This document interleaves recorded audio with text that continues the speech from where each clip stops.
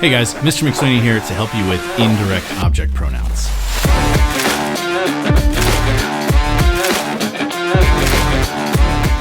Now, hopefully you watched the direct object pronoun video. If you haven't, it'd be a good idea to stop and watch that one first. But let's get into it. You should actually be kind of familiar with indirect object pronouns.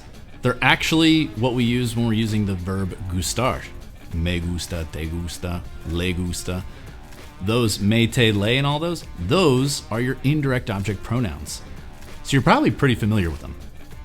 If you're not and it's new, let's go ahead and take a look at a chart and see how these work. So for indirect object pronouns, we're going to use, for me, we're going to use me. You, te, him, her, it are all le.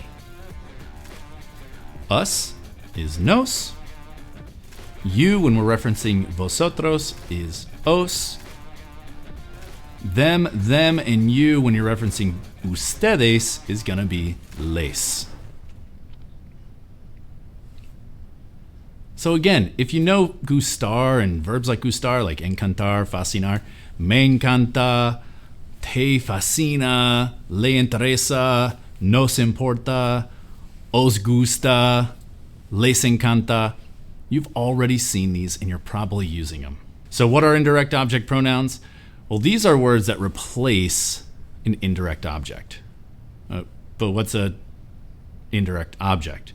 Well, an indirect object is a word that indirectly receives the action from a subject.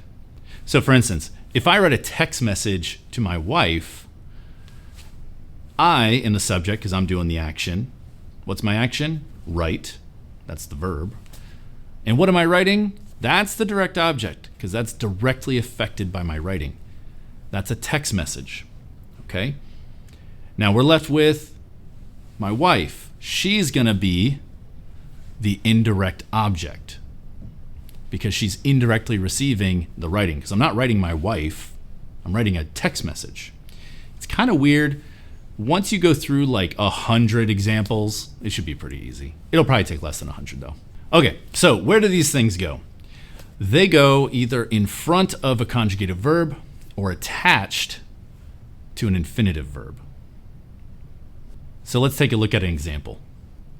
In the sentence, I'm going to give homework to you, let's ignore the direct object and let's look at the to you part.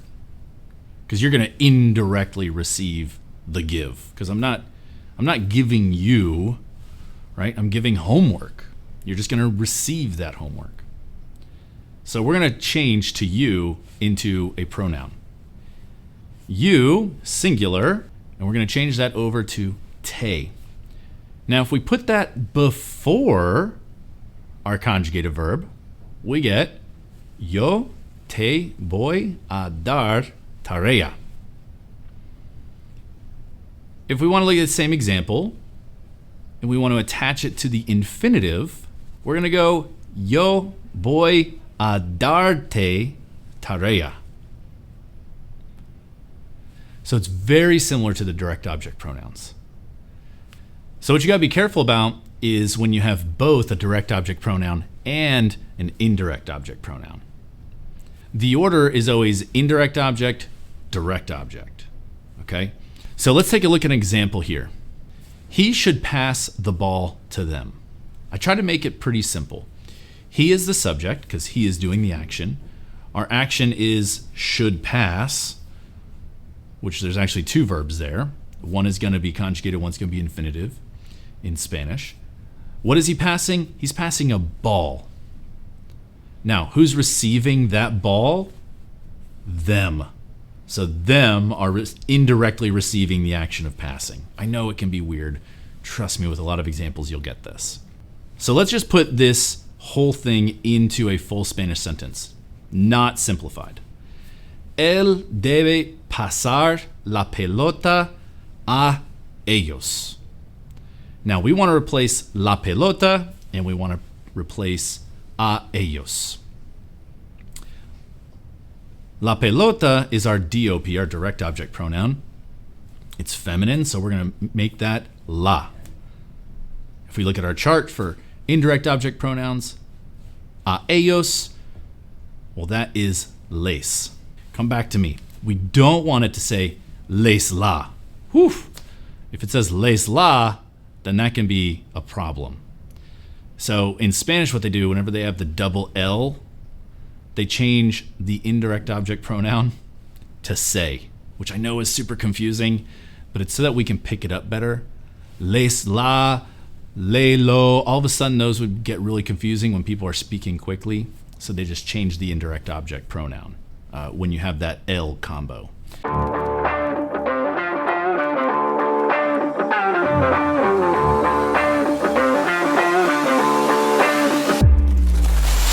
So instead of, let's go back to our sentence here. Instead of the sentence saying, él les la debe pasar, we change the les to say.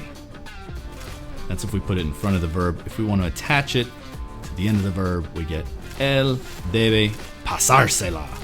So we get these really fun-sounding long sentences. Indirect object pronouns and direct object pronouns can be tricky. I promise you, when you start really investigating Spanish and practicing a lot and being unafraid to make mistakes, because if you make a mistake, it's not that big of a deal, you are going to absolutely crush this. I know you will. Take your time with this. I hope this video helps, and good luck.